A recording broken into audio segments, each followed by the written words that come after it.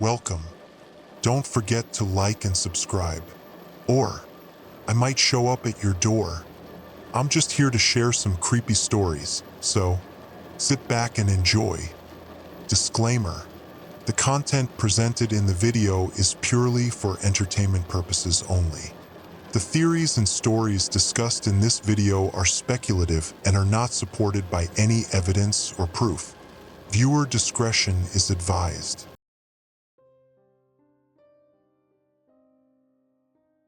The sonar screen flickered with an anomaly that made my blood run cold. For 100 meters beneath the North Atlantic, anchored to the ocean floor in our deep-sea monitoring station, I watched a signature that shouldn't exist. A submarine moving at impossible speeds, its acoustic profile completely wrong for any known vessel in our databases. I am Evander Kane, senior sonar technician aboard Deep Sea Station Triton, and in my 12 years of tracking underwater movements, I'd never seen anything like this. The signature was too clean, too silent, moving with predatory precision toward the shipping lanes above us. Control, this is Sonar Station Alpha.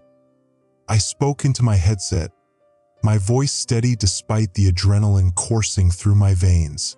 I'm tracking an unidentified submarine contact, bearing 270, depth 300 meters, speed approximately 45 knots. Static crackled before Commander Maddox's voice came through. Confirm speed, Sonar Alpha. No conventional submarine can maintain 45 knots submerged. I double-checked my readings, fingers dancing across the controls. The signature was definitely there. A sleek, predatory shape cutting through the water like a knife through silk. Confirmed. Control. Speed 45 knots and increasing. Acoustic signature. It's not matching any known class in our recognition files. Sir, this isn't showing up as any registered vessel in our tracking network. The fluorescent lights above me hummed as I leaned closer to the screen. The submarine's sonar signature had subtle variations that made my skin crawl. It was running too quiet for a diesel boat, too fast for nuclear. Whatever technology was powering this thing, it wasn't standard issue. Stand by, Sonar Alpha. Maddox's voice carried the weight of command decisions. I'm routing additional personnel to your station. That's when I noticed something that made my stomach drop. The submarine wasn't just moving, it was positioning itself. The tactical display showed it aligning with the coordinates of the merchant vessel Atlantic Dawn, a cargo ship carrying 3,000 containers of industrial supplies, approximately 8 kilometers from our station. My hands trembled as I enhanced the sonar resolution. The unknown submarine was opening what appeared to be torpedo tubes. Multiple tubes. The acoustic signature of flooding chambers was unmistakable to my trained ear, and the radiation detector mounted near my station began clicking faster than normal background levels. Strange, considering the submarine was still several kilometers away. Control urgent. I barked into my microphone. Unknown submarine is assuming attack position. Torpedo tubes are flooding. The response came immediately. All stations, battle stations. This is not a drill. Klaxons wailed throughout the monitoring station as red lights bathed the sonar room in hellish illumination.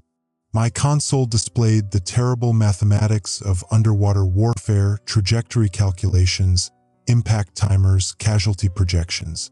The merchant vessel had no chance, but as I watched the torpedo launch signature bloom on my screen, something was wrong. The weapon's acoustic profile was unlike anything in our databases.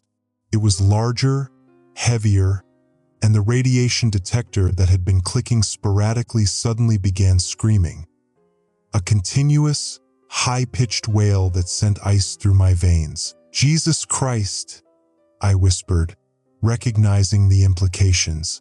This wasn't a conventional torpedo. The radiation signature meant only one thing: nuclear warhead. The weapon raced toward the Atlantic dawn at 60 knots, its wake a blazing line on my sonar display. I had maybe 90 seconds before impact, but there was nothing I could do except watch and document humanity's next nightmare. The communications officer, Alara, burst into my sonar room just as the torpedo reached its target. Her face was pale, her hands shaking as she clutched a personnel file. "Evander, I need to tell you something," she said, her voice barely above a whisper. "About that submarine." The explosion cut her off. On my screen, the Atlantic dawn simply vanished in a burst of acoustic energy that nearly overloaded my equipment. The radiation detector beside me began screaming at maximum volume, its needle pegged beyond the red zone into emergency territory. "Nuclear detonation confirmed," I reported, my voice hollow. "Merchant vessel Atlantic Dawn is gone. Radiation levels are... Christ, they're off the charts across a 4-kilometer radius and expanding." Alara dropped the file she'd been carrying, papers scattering across the floor. Among them, I glimpsed submarine crew photographs, technical specifications, and what looked like communication logs. "The submarine," she said, tears streaming down her face. "I know who's commanding it. My brother Marcus was part of the crew that went rogue 6 months ago. They stole the USS Phantom during a classified weapons test. It was supposed to be decommissioned, but they had experimental torpedoes aboard for disposal. The pieces fell into place with horrifying clarity. The impossible speed, the advanced stealth technology, the nuclear torpedoes, this wasn't some foreign enemy. This was our own submarine, equipped with experimental weapons and turned against us by whoever had compromised the crew." "How many torpedoes does it carry?" I asked, though I already dreaded the answer. "For nuclear torpedoes total," Alara whispered. "They've used 1. 3 remain, plus conventional weapons." The radiation readings continued climbing as contaminated water spread from the detonation site. Marine life in the area would be dead within hours. The contamination would spread with the current, poisoning everything in its path. I stared at the sonar display, tracking the rogue submarine as it turned toward a new heading. According to my calculations, it was positioning for another attack. The next target appeared to be the cruise ship Ocean's Dream, carrying over 2,000 passengers, approximately 12 kilometers northeast of our position. "Alara," I said, my voice steady despite the chaos around us. "I need to know everything about that submarine. Everything your brother told you, every technical detail, every weakness. Because if we don't stop them, they're going to turn the entire North Atlantic shipping lane into a radioactive graveyard." She nodded, wiping her eyes with the back of her hand. "The crew thought they were selected for a special mission. They didn't know they were being used until it was too late. Marcus tried to send a message 3 days ago, but the communication was cut short. He said something about the captain being replaced, about orders that didn't make sense." The sonar alarm screamed again. The rogue submarine was flooding torpedo tubes for another attack. I had minutes to decide whether to trust the information from someone whose brother was part of the crew that had just committed nuclear terrorism. The radiation detector continued its relentless screaming, each pulse a reminder that radioactive contamination was already spreading through the water around us. Our own station's environmental systems would need to be sealed soon, or we'd be breathing contaminated air from the surface ventilation. My hands hovered over the emergency communication controls. I could alert the surface fleet, initiate standard protocols, follow the chain of command.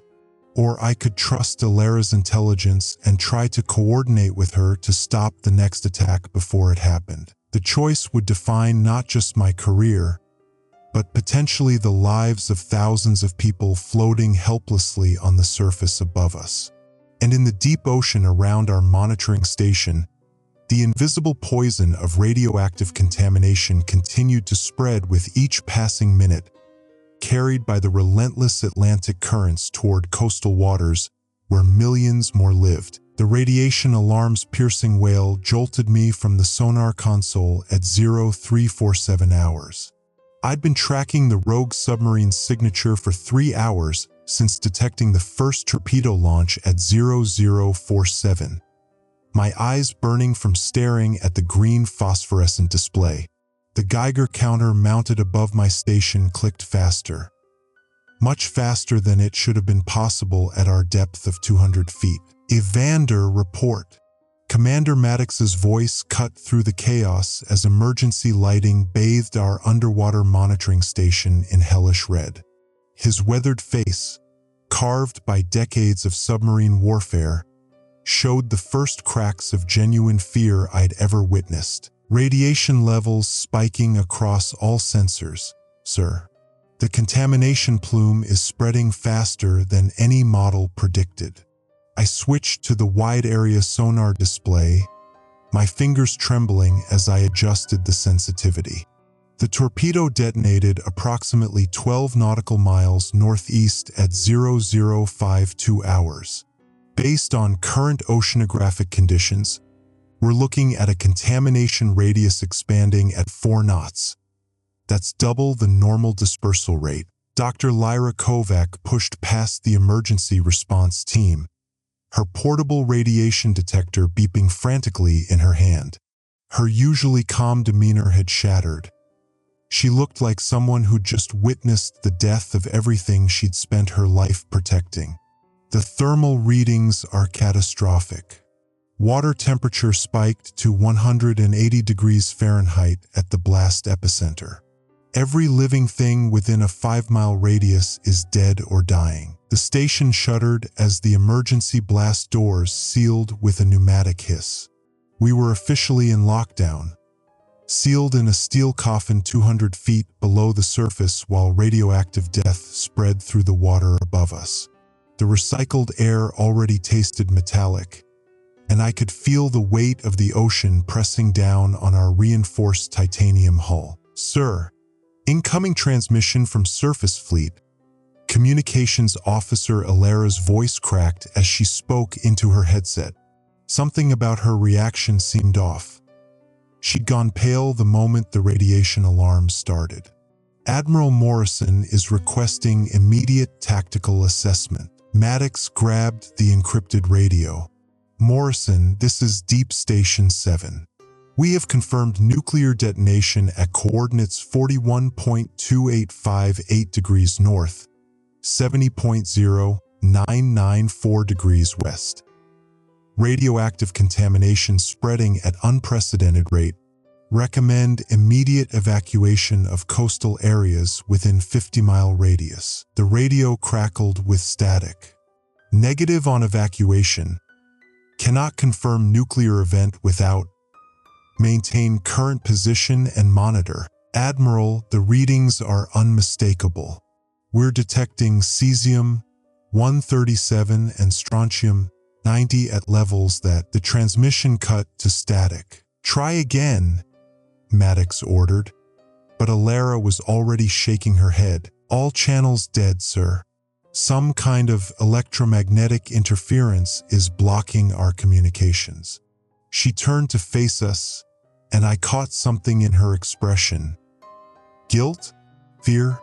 We're completely cut off from the surface. I returned to the sonar display, my heart hammering as I tracked the contamination plume's expansion. The readings were beyond anything in our emergency protocols. Commander, based on current spread rate and prevailing currents, the contamination will reach Boston Harbor in 18 hours. New York in 36. But sir, I hesitated, double-checking the calculations. If they fire another torpedo into the Gulf Stream, we're looking at contamination reaching Europe within 2 weeks. Lyra connected her laptop to the station's environmental monitoring system, her fingers flying across the keyboard. It's worse than that. The nuclear torpedo was designed to maximize environmental damage. Look at these pH readings. The water is becoming acidic. This isn't just radiation. It's chemical warfare against the ocean itself. The warhead was dirty, packed with cobalt-60 and other long-lived isotopes. The lights flickered as our backup generators kicked in. Through the thick porthole, I could see something that made my stomach turn. Fish floating belly up, their scales blackened and peeling.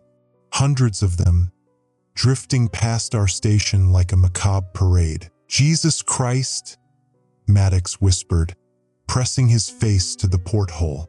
"How many more torpedoes does that submarine have?" According to our intelligence files, Russian Akula-class subs typically carry 16 torpedoes, I said, pulling up the submarine identification database.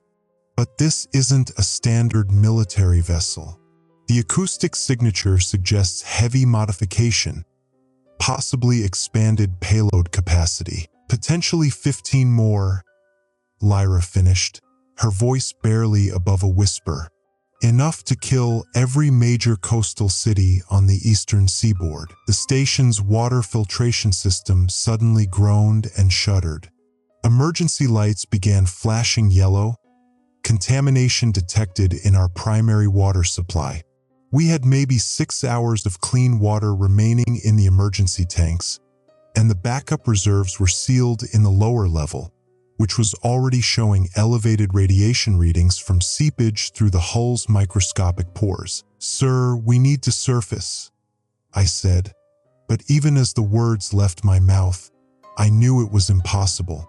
The contamination levels above us would kill us within minutes. Maddox studied the tactical display, his jaw tight. "Alara, any luck raising the surface fleet?" "Nothing, sir. It's like they've vanished." She paused, her hand hovering over the communications panel. "There is one thing. I've been monitoring submarine communications frequencies, and I'm picking up coded transmissions. Someone's coordinating with the rogue sub." The implications hit me like a physical blow. This wasn't a lone wolf attack. It was coordinated. While we were trapped underwater, watching radioactive death spread through the ocean, someone was helping the attackers plan their next move. "Can you decode the transmissions?" Maddox asked. Alara's face went ashen. I need more time. The encryption is military grade, but it's not standard NATO protocols. Whoever's doing this has access to current naval codes, or they're using something else entirely. A new alarm began blaring, this one from the structural integrity sensors. The contaminated water was eating through our outer hull's protective polymer coating. We weren't just trapped. We were slowly dissolving from the outside in. At this rate, we had maybe 12 hours before hull breach. I watched the sonar display as another signature appeared on the screen. The rogue submarine was moving, heading south toward the commercial shipping lanes where thousands of vessels pass daily. If they launched another torpedo there, the contamination would spread along the entire eastern seaboard via the major shipping routes. "Commander, the submarine's changing course. They're heading for the commercial shipping corridor, bearing 187 degrees, speed 12 knots. Maddox slammed his fist on the console. "How long until they reach optimal firing range?" "At current speed, for hours. But sir, if they maintain this heading, they'll have clear shots at 3 major ports simultaneously. And our communications? Still dead." He looked around at our faces, at me tracking the submarine's movement, at Lyra calculating the environmental devastation, at Alara frantically trying to decode the enemy transmissions. We were the only ones who knew what was coming, and we were powerless to stop it. "We need to assume we're on our own," Maddox said finally. "Alara, keep working on those transmissions. Evander, maintain tracking on the submarine. Lyra, I need to know exactly what we're dealing with.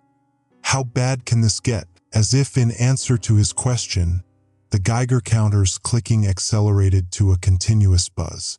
Through the porthole, I could see the water itself beginning to glow with an eerie green luminescence.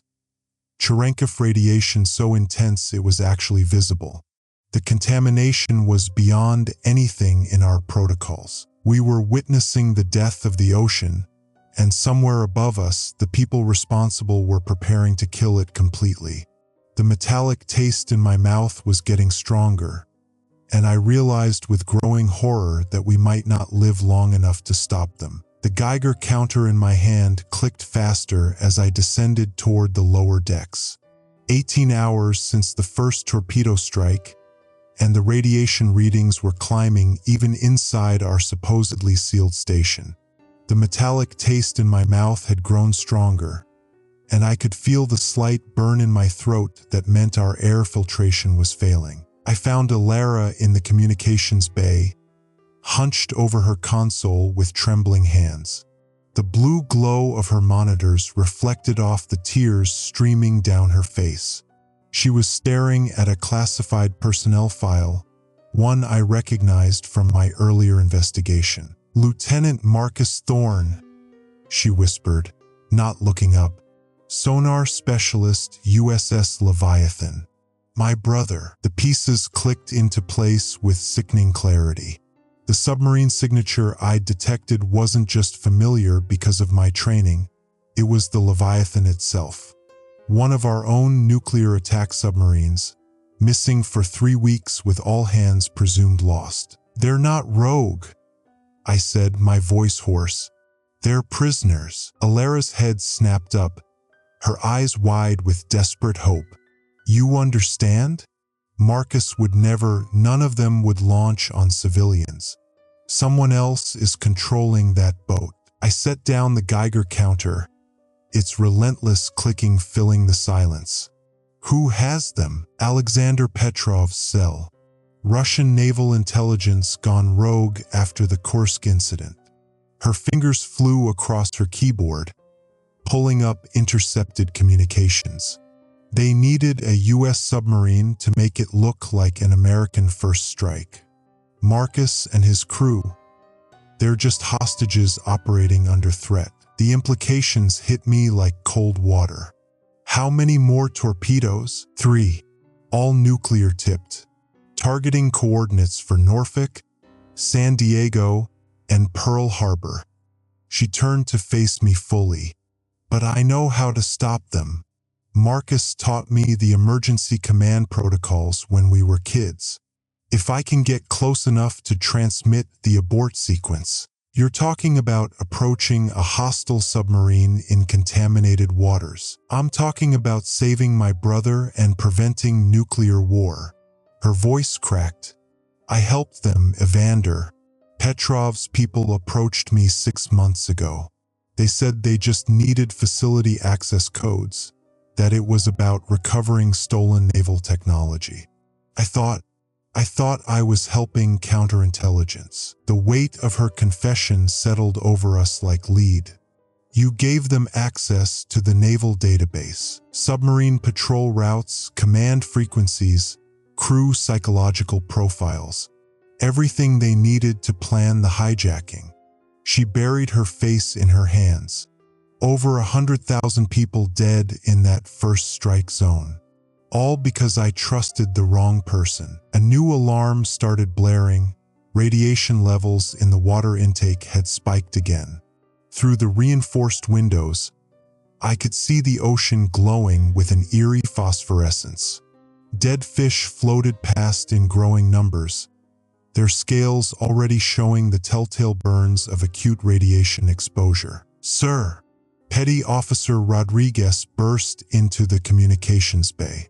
"Commander Maddox needs you in the operations center.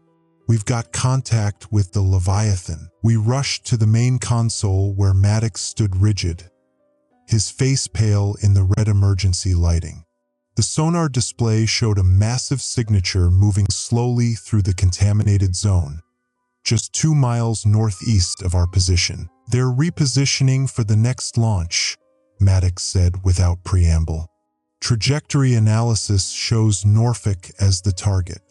Population 400,000. Sir, Alara stepped forward, her voice steady despite the tears. I can stop them. I know the abort codes. Maddox's eyes narrowed. You're the one who gave them access. Yes, sir. And I'm the one who can end this. She pulled up a schematic of the Leviathan's communication array. The abort sequence has to be transmitted on a specific frequency at close range. If I can get within 500 meters, in a radiation zone that's already killed everything in the water, the emergency pods are shielded. I could survive long enough to transmit the codes. I studied the tactical display. The Leviathan was moving in a predictable pattern, following standard evasion protocols.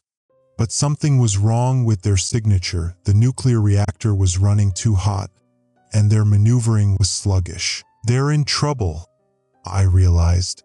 The radiation exposure is affecting their systems. That's why they're moving so slowly. Lyra looked up from her environmental readings. The contamination is cascading through the food chain faster than we projected. At current levels, the entire Atlantic coastal ecosystem will be uninhabitable within 48 hours. All the more reason to stop the next launch, Alara said. But we have to move now. Marcus transmitted this morning on emergency frequency. The crew is dying from radiation exposure. Petrov's people don't care. They'll force the launch even if it kills everyone aboard. Maddox weighed the options, his jaw clenched. Standard protocol says we wait for the surface fleet to arrive. Nuclear depth charges. Eliminate the threat. That'll kill my brother and his crew. Better than letting them launch on Norfolk. The moral weight of the decision pressed down on all of us. Save the hostages and risk hundreds of thousands of civilian lives, or sacrifice the submarine crew to ensure the threat was eliminated. I looked at the sonar display, watching the Leviathan's erratic movements. There's a third option, I said slowly. The emergency pods aren't just for transmission. They're equipped with magnetic clamps. If Alara can get close enough to attach to their hull, you're talking about boarding a hijacked nuclear submarine in the middle of a contaminated ocean. I'm talking about saving both the hostages and the civilians. I turned to Alara. How much do you remember about the Leviathan's layout? Every corridor, every compartment. Marcus gave me the full tour when she was commissioned. Her voice grew stronger. The hijackers will be in the control room, but Marcus and his crew are probably being held in the forward torpedo room. If I can reach them, you'll be walking into a radiation death trap. I'll be walking into a chance to save my brother and stop a nuclear war. The station shuddered as another wave of contaminated water hit our hull. The Geiger counter's clicking had become a constant metallic rain, and I could taste blood in my mouth. Time was running out for all of us. Maddox made his decision. Rodriguez, prep emergency pod 3. Full radiation shielding, magnetic clamps, and close-range transmission array. He looked at Alara. You've got one shot at this, miss, and we launch depth charges. Understood, sir. As we prepared for what might be a suicide mission, I couldn't shake the feeling that we were missing something crucial. The Leviathan's reactor signature was too unstable, their movements too predictable. Either Petrov's people were losing control of the situation, or they wanted us to find them. The truth, I realized with growing dread, might be far worse than any of us imagined. The emergency klaxons had been screaming for 3 hours straight when the second detonation lit up every screen in the monitoring station. I watched the sonar display paint a hellish picture. The nuclear torpedo had found its mark directly beneath the USS Meridian, our surface destroyer escort. Jesus Christ, Maddox breathed, his face pale in the red emergency lighting. That's Captain Torres and 147 souls. The radiation readings spiked so violently that Lyra had to recalibrate the sensors twice. The contamination plume is expanding exponentially, she reported, her voice barely steady. The thermal layer is carrying radioactive particles straight toward the shipping lanes. I couldn't tear my eyes away from the sonar signature. The Meridian's hull was breaking apart in slow motion, each piece of debris creating its own acoustic shadow on my screens. These weren't just blips, they were coffins, sinking through 2 miles of water that would glow with death for the next 30 years. Evander, I need targeting solutions, Maddox barked. Where's that rogue submarine now? I switched to passive sonar, filtering out the chaos of the sinking destroyer. The acoustic signature was faint but unmistakable. A modified Akula-class submarine, its nuclear reactor pushing it deeper into the abyssal plains. Bearing 270, depth 3,000 meters and increasing. They're diving to the thermal canyon, Alara whispered from her station. My brother Marcus always said that's where you disappear when the whole world wants you dead. The way she said it made my blood freeze. Not where someone would go, where Marcus specifically would go. Like she'd heard him plan this exact scenario. Alara, I said carefully, how deep can that submarine actually dive? She met my eyes, and I saw the terrible knowledge there. The hull's been reinforced with stolen titanium composite plating. Marcus helped design the modifications while he was still Navy. They can reach depths where our Mark 48 torpedoes lose effectiveness. Maddox slammed his fist against the control panel. You're telling me they're untouchable down there? Not untouchable, I said, studying the thermal readings. But they're using the temperature gradient to mask their acoustic signature. We'd need to get within 300 meters to maintain target lock. That's when the water contamination alarm joined the symphony of warnings. Lyra's face went white as she read the incoming data. The station's filtration system is detecting radioactive particles in our water supply. The contamination is seeping through the ocean floor sediment. I felt the walls of the monitoring station suddenly press closer. We were sealed in a metal cylinder 2 miles underwater, breathing recycled air and drinking water that was slowly turning radioactive.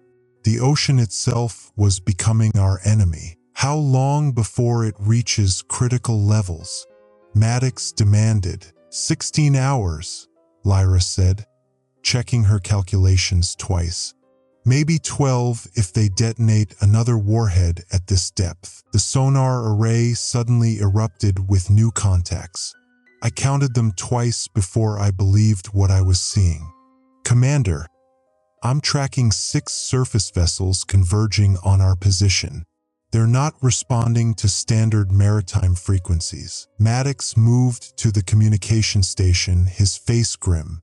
Those are civilian cargo ships. The contamination plume has reached the shipping lanes, and they're trying to flee the area. They're heading straight into the fallout zone, Lyra said, her voice breaking. The radiation levels at the surface are already approaching lethal thresholds. I watched the surface contacts moving like blind insects toward certain death. Each blip represented hundreds of crew members who had no idea they were sailing into a radioactive graveyard. The automated shipping lane computers were still routing them through what should have been safe waters. Can we warn them? I asked. Communications with the surface are down, Maddox said, his voice hollow. The electromagnetic pulse from the detonation fried our long-range transmitters. We're operating on emergency backup systems only. The choice crystallized in that moment, sharp and cruel as a blade. We could attempt an emergency surface and try to warn the ships using signal flares, abandoning our mission to track the rogue submarine. Or we could maintain depth and let 600 innocent people sail into a death cloud while we pursued the terrorists. There's something else, Elara said quietly. The submarine's reactor signature is showing thermal spikes. They're preparing to launch again. I adjusted the sonar gain, hoping I was wrong. The acoustic pattern was unmistakable, the distinctive whine of torpedo tubes flooding. Confirmed. They're loading tube 3. Target? Maddox asked. I triangulated the submarine's position with the surface shipping lanes. The geometry was perfect, like a sniper's shot. The cargo vessels. They're going to detonate a nuclear warhead directly beneath the civilian fleet. Lyra's hands shook as she processed the radiation data.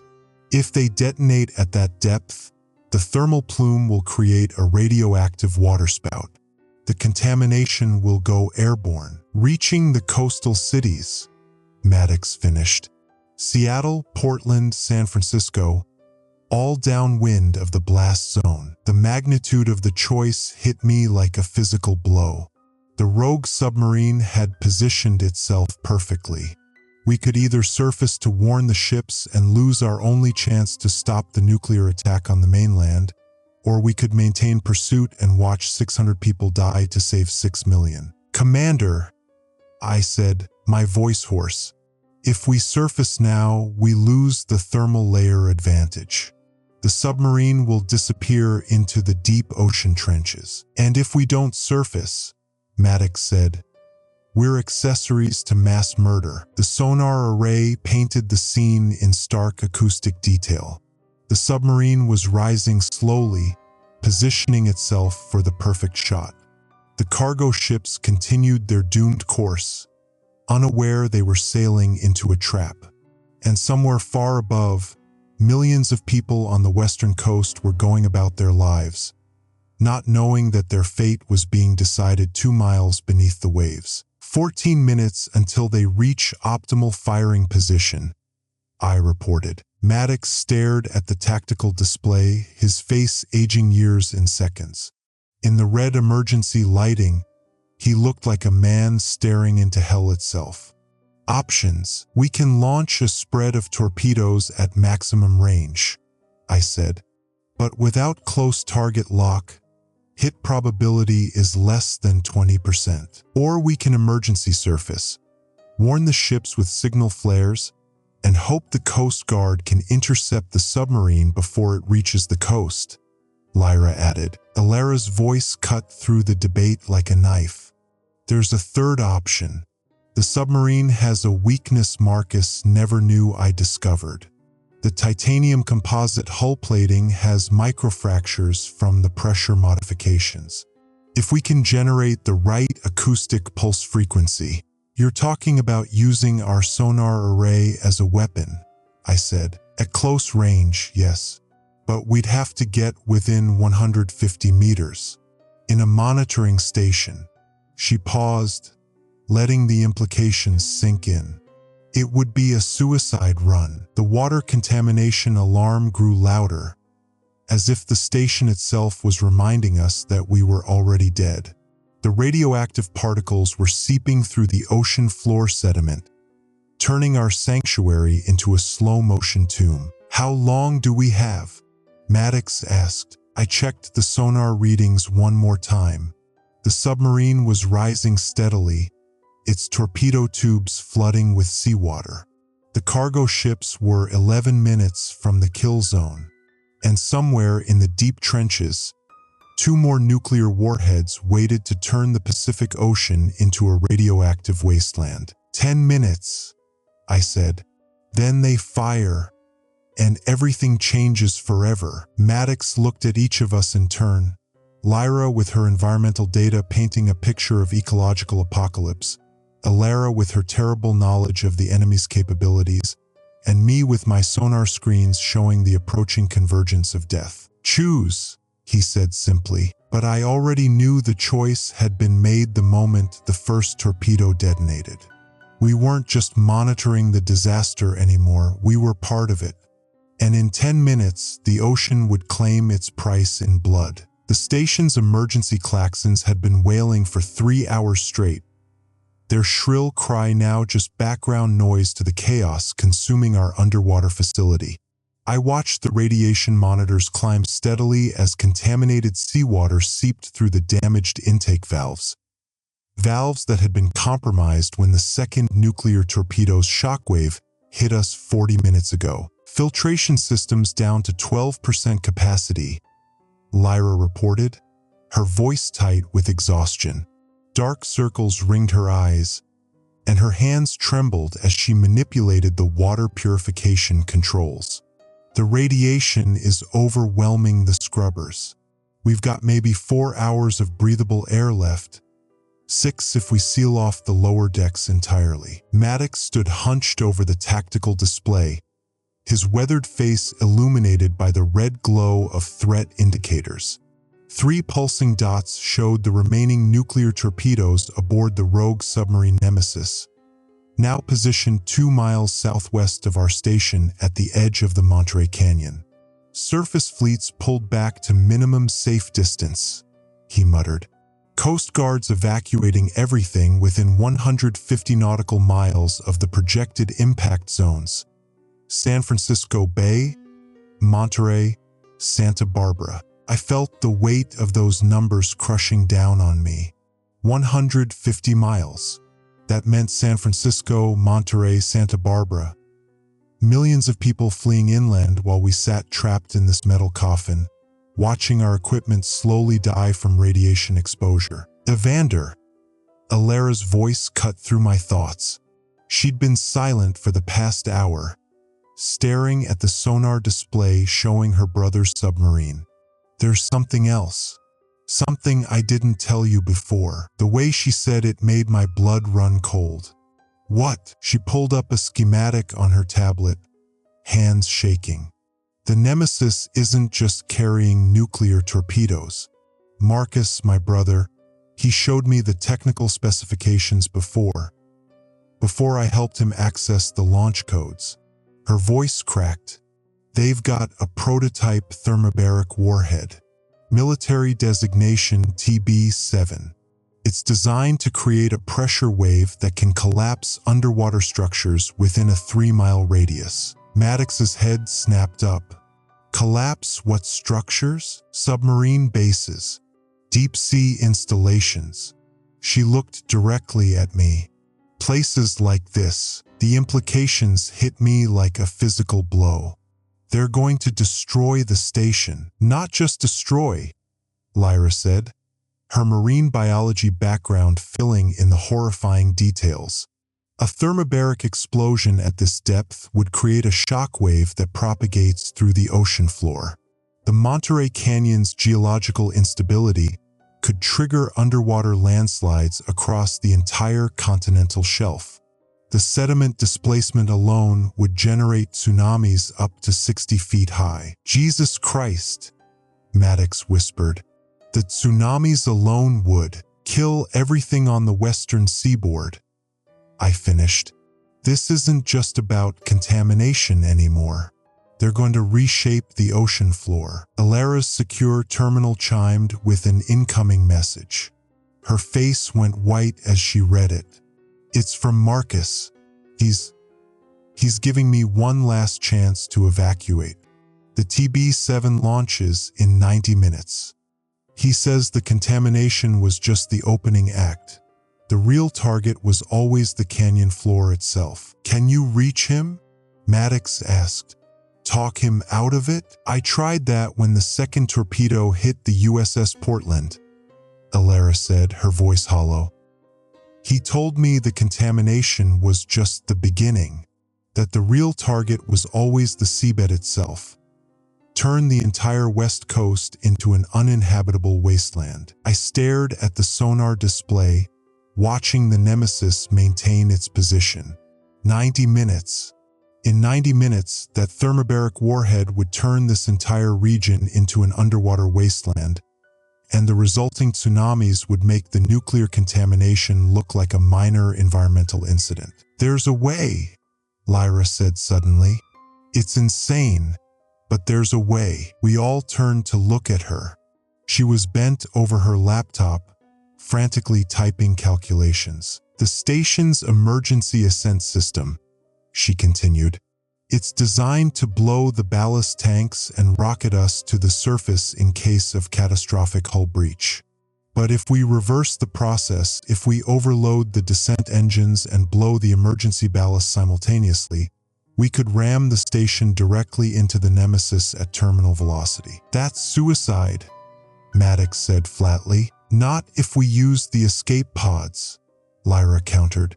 The station's got 3 emergency pods, each rated for 4 people. We could evacuate, then remotely trigger the descent sequence. I ran through the numbers in my head. The station weighs 12,000 tons. At terminal velocity, the impact force would be enough to crush the Nemesis and detonate their remaining torpedoes simultaneously, Maddox finished. But the escape pods, they're only rated for emergency ascent to 1,000 feet. We're at 2,800 feet down here. 2 of the pods are damaged from the radiation exposure, Alara added, checking her maintenance logs. The seals are compromised from the contaminated water. They'd implode before reaching 1,500 feet. Silence fell over the control room, broken only by the steady drip of contaminated water hitting the deck plates and the ominous crackling of our radiation detectors. 1 pod. For people. The math was simple and brutal. I'll stay, Lyra said without hesitation. Someone needs to manually override the descent system when the remote trigger fails. And someone needs to ensure the ballast tanks blow at exactly the right moment. Like hell you will, I snapped. I'm the senior technician.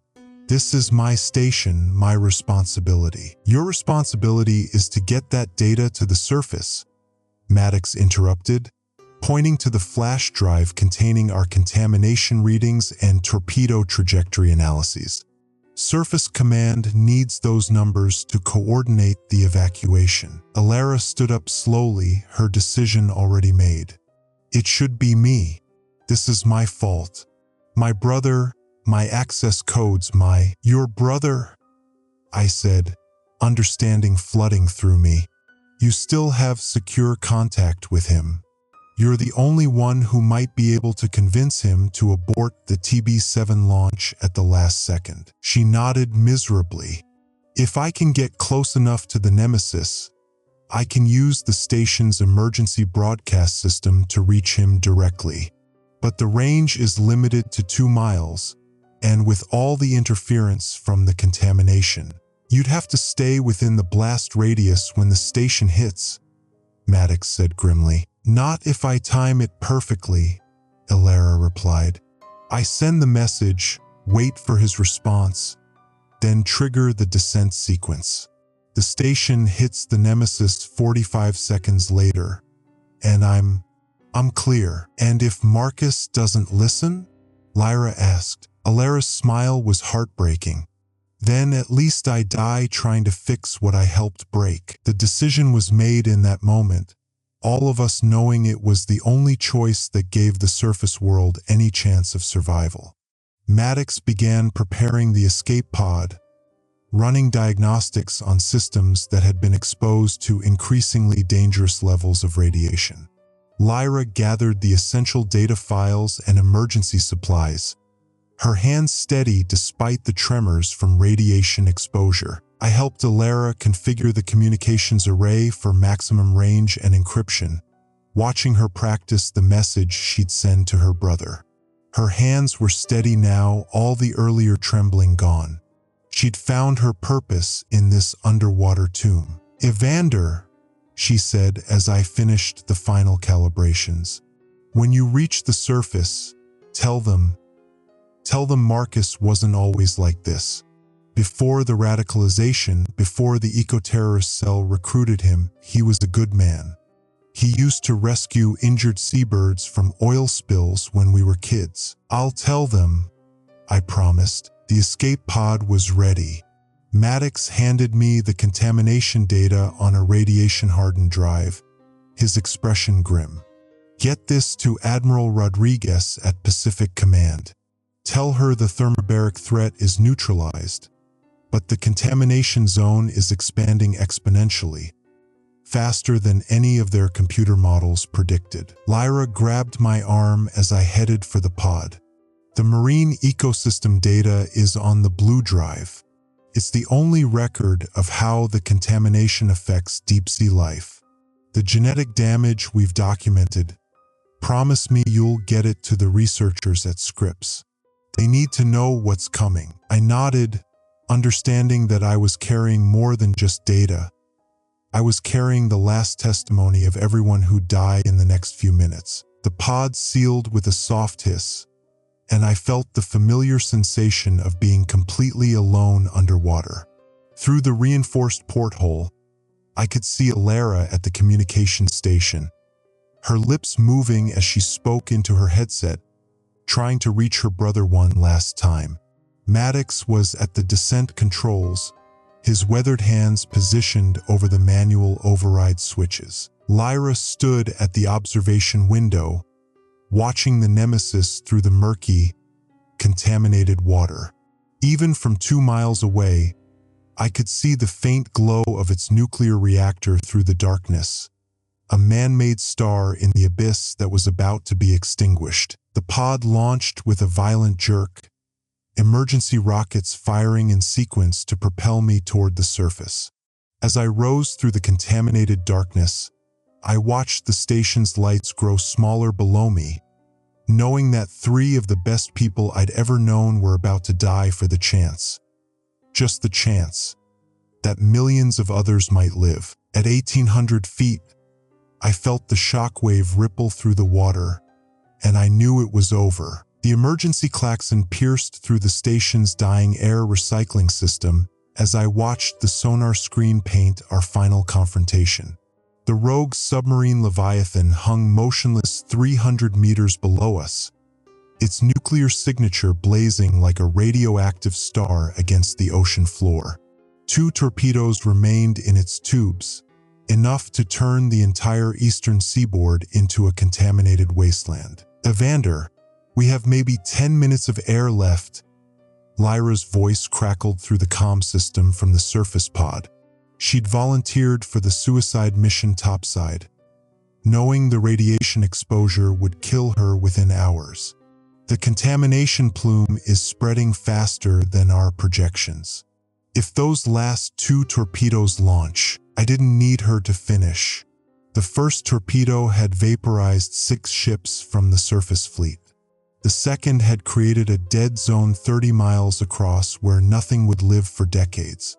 The ocean itself was dying, and we were running out of time to stop it from getting worse. Maddox, what's your status? I called to the commander, but only static answered. The explosion that breached our hull had taken out half the station systems, including our connection to Naval Command. We were on our own. Alara's hands trembled as she worked the communication array, trying to raise her brother inside the Leviathan. Marcus, please respond. I know you're listening. This isn't what you wanted. Look what you've done to the ocean. The response came through garbled with interference. Alara, you're supposed to be dead. The station should have been evacuated. The evacuation failed, she whispered, tears streaming down her face. The radiation, it's killing everything. Please, Marcus, remember why you became a marine biologist.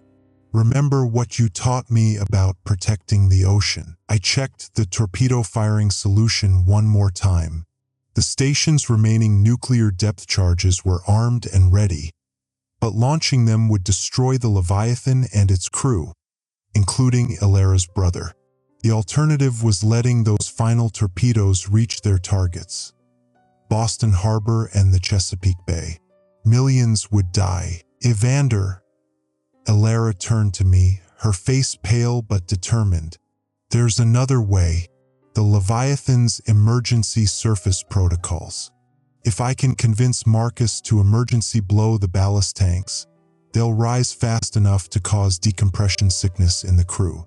They'll be incapacitated but alive. And if it doesn't work?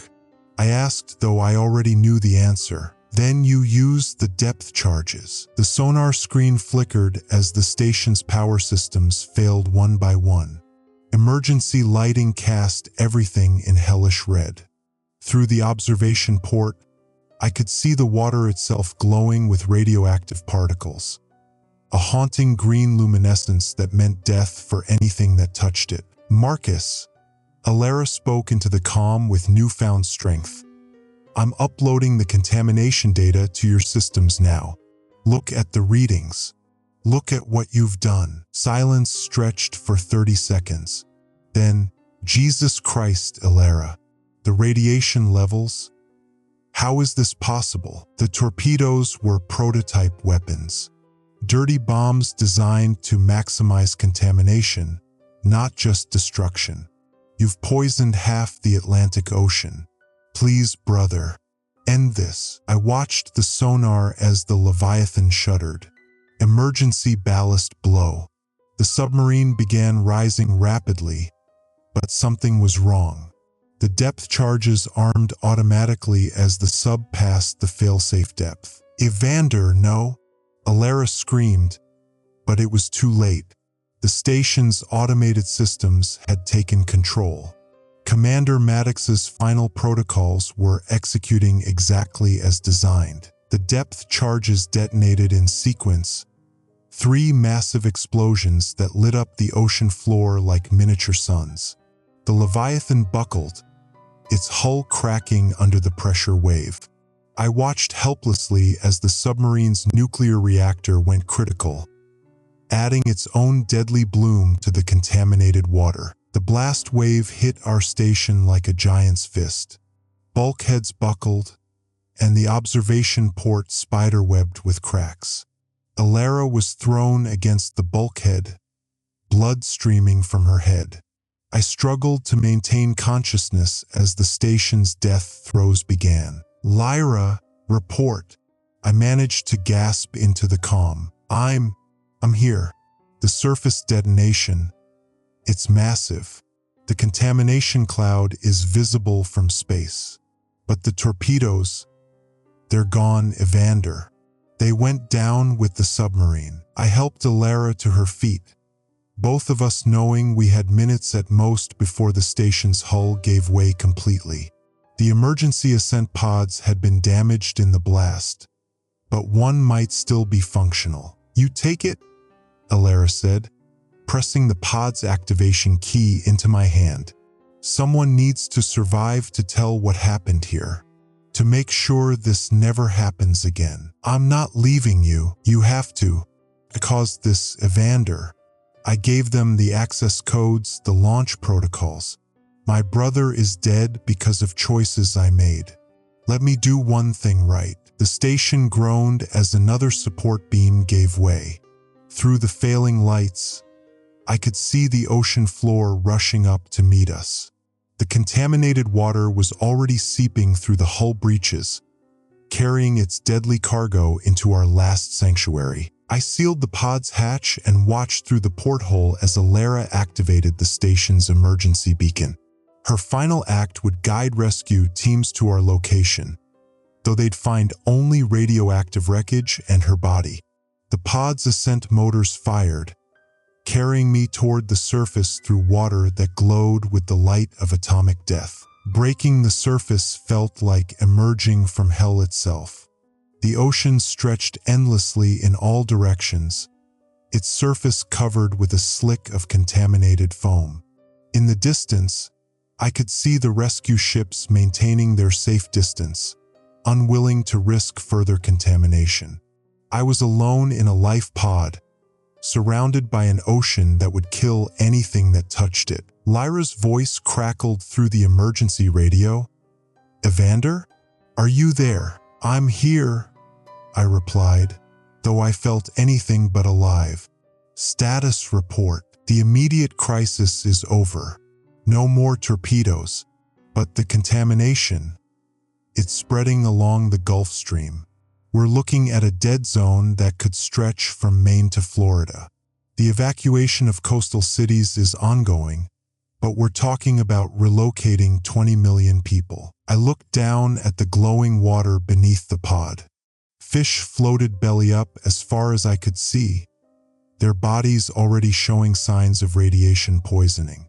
The Leviathan was gone, its crew dead, its mission failed.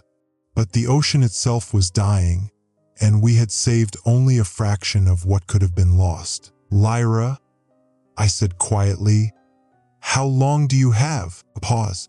"The doctors say maybe 6 hours. The radiation exposure topside. It was worse than we thought. But Evander, we did it. We stopped them from reaching the cities. That has to count for something." As the rescue ship approached, its hull specially shielded against radiation, I realized the true cost of our bitter survival. The Leviathan was destroyed, the immediate threat ended, but the ocean would bear the scars of this day for generations.